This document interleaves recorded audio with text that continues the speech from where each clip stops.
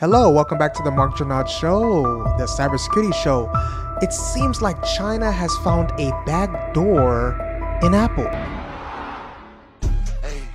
Let's talk about it. Without further ado, let's get right into it. You know we're going dark. China claims it cracked Apple's AirDrop to find numbers and email addresses. This is by Bleeping Computer. So a Chinese state-backed research institute claims to have discovered how to decrypt device logs for Apple's AirDrop feature, allowing the government to identify phone numbers or email addresses of those who shared content. China has a long history of censoring its people requesting Apple block access to mobile apps, such as Signal. We know about that Signal, and remember I did that Signal story?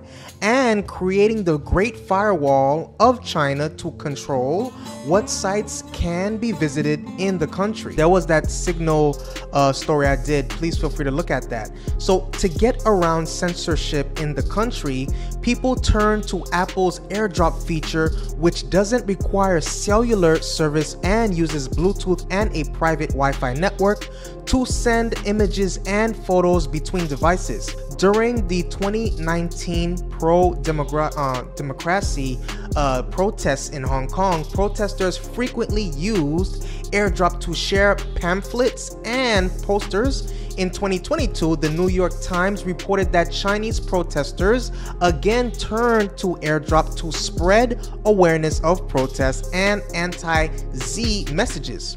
Soon after, Apple released iOS 16.1.1, which limited the ability to receive AirDropped images from everyone in quotation marks to only 10 minutes for phones sold in China. At the time, it was believed this feature was added to prevent it from being used by Chinese protesters. This change has since been applied to all iOS devices regardless of their geographic region. Cracking AirDrop.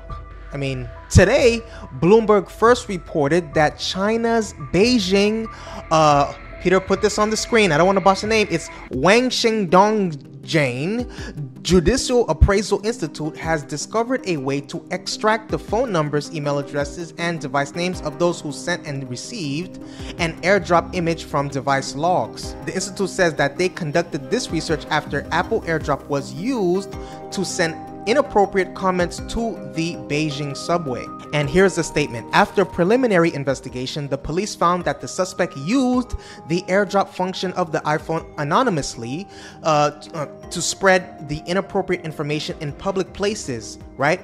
Which is a statement by the Chinese government. Now, here's another statement because, there's going to be some statements. So due to the anonymity and difficulty of tracking AirDrop, some citizens have begun to imitate this behavior. Therefore, it is necessary to find the sending source and determine its identity as soon as possible to avoid negative impacts. That's another statement. So the Research Institute says the sender's device name, email address, and mobile phone number are hashed in the iOS device logs. Using rainbow tables, the researchers claim to have been able to dehash these fields to gain access to the sender's information.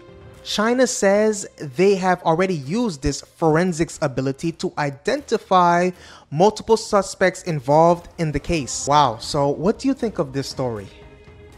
That's interesting.